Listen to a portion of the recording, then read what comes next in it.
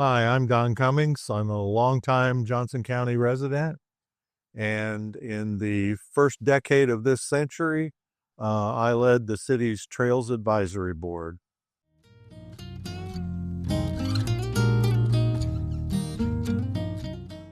All right. And we appreciate you came to us saying that you wanted to tell a story. You had a great story to tell. So we're excited to hear it. I'll try to do that. In the spring of 2008, the Trails Advisory Board had been organizing some urban hikes in Greenwood. And the purpose of these hikes was to give the citizens some visibility about pedestrian infrastructure. We didn't have much built out yet, but there were sidewalks. But we could show people how you could get around town if you were thoughtful about where the connections were and things like this. So we had run two or three of these, but the most I don't want to say aggressive one, but but the most challenging one, we planned for June 7th, 2008. And we decided that that was going to be a staggered start where people could start from different locations depending on how far they wanted to hike. And they could hike anywhere from 6 miles to 12 miles. So just like all of our other previous hikes, we told people rain or shine, little water's not going to hurt anybody. There's no such thing as bad weather, just bad clothing. Bring an umbrella, bring a hood, whatever. It'll be fine. Might get wet, but we're going to be on pavement. We're not sloshing through mud. So water's not going to hurt anything. We're having it no matter what.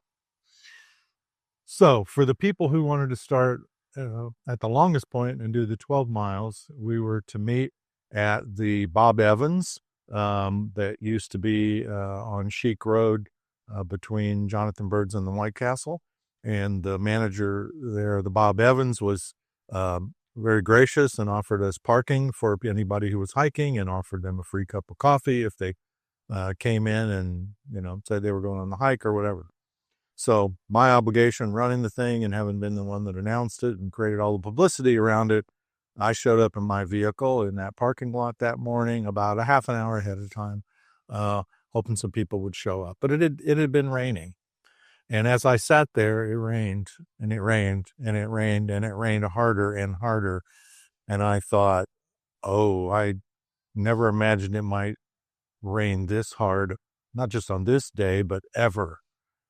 And I thought, I don't know if anybody's going to hike in this, but I felt obligated to wait until the departure time. And sure enough, nobody showed up. So then I felt obligated to go to the next trailhead where the long distance walkers would meet up with the middle distance walkers. And that was at Old City Park. And I went there, went through the same situation, half hour wait or whatever. Nobody showed. It was still raining and still raining hard. And then the final trailhead was in the park that we're sitting in right now, which is West Side Park. So I made my way over to West Side Park, and that's when I knew the day was definitely over and wasn't going to happen, because this park was completely covered and was a moving river. The little stream that's to the right of us here, that's usually about 2 feet wide or 4 feet wide, and kids walk in it, was 100 feet wide and so deep it almost covered the baseball field fences. It was a raging river, and it was a strange sight. So very quickly, they were calling that the 100-year flood. I think in the end, the Weather Service called it a 1,000-year event. But to kind of close out that day, because the hike was not happening, not a single person showed up at me. But just before I left here to head home, my daughter called me. She was camping in a different part of the state. She said, I heard what's going on up there. Can you go to our house and check on our sump pump? And normally that was in Center Grove. It was 15, 20-minute drive. It took me 3 hours to get to her house that day because most roads were closed. So it was a challenging bit of a day. Not near as challenging as for people down in Franklin who had to deal with it being in their homes and things like that. But it was quite a shock. And we were glad to capture some images from that day. Yeah. Were you able to do that reschedule and do it another day successfully without the rain? It's been so long ago now. I think we did because I remember meeting up at the end point, which was at the Myers on 135. So yeah, I think we did. I can't say when it happened, uh, and whether it was as uh, ambitious as the first one, but we did do it. Yeah, that's awesome. Thank you for sharing that. You're welcome. You have been in Johnson County for how long? 40 years. 40 years. Yeah. And you've been heavily involved in the community. Our story didn't start in Johnson County. Our story started in Marion County. But when Mine too. Yeah. When I came down here, you were incredibly helpful to involve us in the community. You're so well networked within the community. You were very helpful to us. So I appreciate that. Thank you. And not just us. I know you've been helpful with that otherwise. You've been heavily involved in Leadership Johnson County, which is what we're doing this for our class and our project. You have also been through the program. What did you all do? I went through Leadership Johnson County actually later that same year as the flood. So the 2000, 2008, 2009 academic year. And our project was called Journey Johnson County. And it was about highlighting the fact that there was a lot to do down here that the residents didn't know about, the people in the surrounding counties certainly didn't know about, and highlighting the fact that we were the only donut county around Indianapolis that didn't have some sort of tourism effort. And I think we were somewhat successful in letting public officials and whether elected or appointed realize that, yeah, maybe we had something down here. And we sort of limped along for a number of years in volunteer efforts. Eventually, according per state statute, the county passed a hotel tax, technically called an innkeeper's tax, and that's what funds your county promotional efforts for people who might want to visit. And that finally happened in 2017, and that Journey Johnson County project turned into Festival Country. Which is a pretty big deal, Festival Countries. It has become so. It has become so. And the metrics around it don't disagree with you. Mm-hmm. And you're still involved in Festival Country? I am. I'm on the board there for my second stint. Okay. In between, I actually worked in the visitor center a little while after I retired from my career here in Greenwood. Mm-hmm. You helped get the visitor center built, is that correct? Or kind of just cheerleaded them along the way? Remind me. At that point, when I retired, I took on a couple of small contract jobs, and one was working for Aspire and helping them with a couple of things. One was their reorganization and merger between the Greenwood Chamber of Commerce and the Johnson County Development Corporation.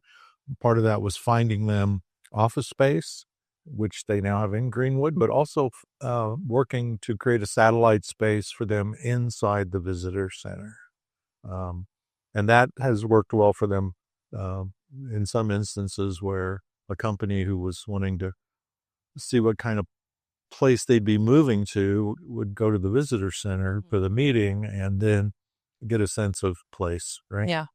So I'm also from Marion County originally, but I moved down here at about 40 years ago, and it was probably 15 years before I got involved in the community. Like everybody else, you're busy raising kids and working your job and all that. But eventually I started getting involved in the community and trails. And then I went through Leadership Johnson County, and that just kind of exploded my desire to get involved in more things and try to make positive things happen. So since then, I've been on a number of governmental boards and nonprofit boards, and it's been a great ride. I've met a lot of people who are doing cool things and try to help them when I can. Well, that's awesome. Thank you. This might be a hard question to answer, but Johnson, what's your perfect fun day in Johnson County? What would you do? If I was going to plan a day like this, maybe for my wife and me, which we've certainly done, is, start out having having a breakfast maybe at some place like Ann's on the courthouse square in Franklin, and then going to some of the shops down there because she likes to do that. And then, before the day's over, we'll find a place to have dinner like Reverie or Vino Villa or someplace like that back home in Greenwood. And then, have a nightcap at one of the establishments in Old Town. And there are many choices for that these days, and all run by great people and nice venues with good service and good products. While we have you in front of a camera, is there anything else you want to share or feel like should be called out about your time, history, or the uniqueness of what you've done in Johnson County? A lot of people have hobbies different than mine, but one of my hobbies is community development. And sometimes that means helping get infrastructure funded, and sometimes it means help promote the area or whatever. And one of the early things that I did that I'm quite proud of, because I'm a big fan of the craft beer scene. When the county started having a number of craft breweries, I figured there must be a way to promote them. And I ended up organizing the Indy Brew Bus, which at that time had 3 buses, to take 24 reporters, web, print, TV, and radio kind of media people around one day to all the breweries we had down here. And on the way, we got to point out the fine dining establishments, and we got some nice publicity on radio and TV and in print after that. And that was a good day for Johnson County. And a lot of people were surprised to come down here and find things they wanted to do. So yeah, we called that Loco for Joco Brewing. That's right. I love that name. It's so fun. So I first came to Johnson County to work in 1979, but I didn't move here until 1985. And that was when my son was 30 days old. He was our second child. And I would never recommend moving with a 30-day-old child. But yet we did. So that's easy for me to remember how long I've been here. How old is he? Right. That's how long we've lived here. Yeah.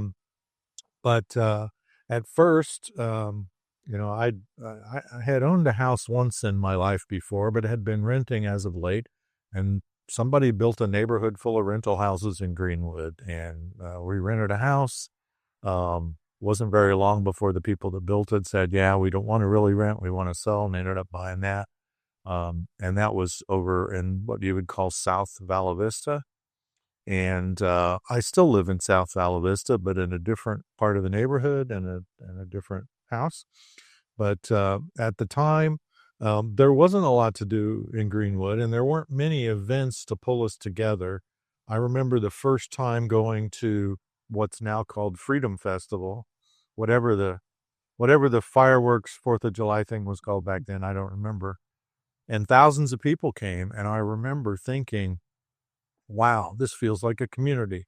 I'd lived here for 2-3 years. It never felt like a community. There were no gathering places or events other than that. And then it felt like something I should care about, right?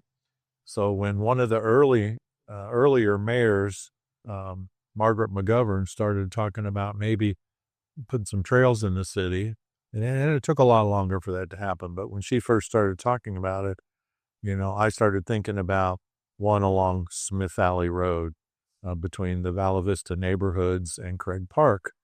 And that ended up being the first one that got done, which was awesome because it not only served a lot of people, but a lot of people drove by it every day to see it. So that was good publicity. And people were walking on it before the pavement was even cool. But the coolest thing for me was a couple months later, after the July 4th festival, there were hundreds of people on it going home after the fireworks. Hundreds. And that told me, we did the right thing because we made a trail system that wasn't just for recreation. It was also for getting places without having to jump in your car. And if I thought about how many cars that took off the road that day and how many parking spots it saved and aggravation it saved. And that's the trail where there's sculpture along the trail too, right. Correct? At what point did that get added? Now called Art on the Trail. Don't quote me, but I think it's probably been 10 to 12 years now. Okay. And every 2 years, they release a new set of sculptures. From time to time, the city will buy one at the end, particularly if the artist really doesn't want to take it back, and the city thinks they have a good place for it. They bought, I think, 3 so far. 2 of them they moved to other locations in the city, and 1 they left there. Very cool. So when I first moved here and had small kids, I tried to get around on a bicycle with my kids and get them places, maybe to get ice cream or what. You couldn't get anywhere. And that really got me interested in the whole trails thing. One of the things I do remember is there were very few places to eat in town back then. Like I said, I moved down here to work, and if we were going to go out to lunch, there weren't too many choices other than the Lotus Garden, and across the street from that was Pete Steffi's. We did have a Wendy's at the time. All 3 of those are now gone from that location, but there's a lot of other cool restaurants around town, and it's been good to see the growth of that kind of vibe, where people have what some call the third places to hang out other than work and home. So I'm gratified to see how the city has changed, and how the county's changed. Is there anything you would like to see for Johnson County as we move forward into the future? In terms of something I really wish we had, we talked about 15 years ago, is a pedestrian bridge over US 31.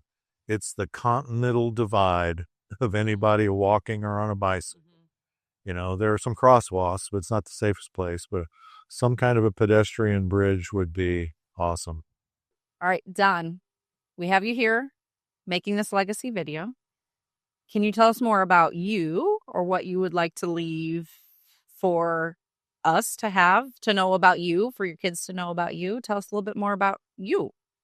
Okay. Well, I do have some hobbies besides community development. I love blues music, and I like craft beer, and I like to hike, and I like to bicycle, although I haven't done much the last couple of years. I like to camp. But I would say that probably where I spend the biggest bulk of time has to do with community things.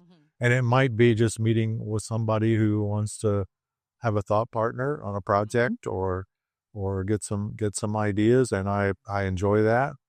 I enjoy getting people together. Like, I have a group of fellow Hauser retirees that I pull together once a month. That's good.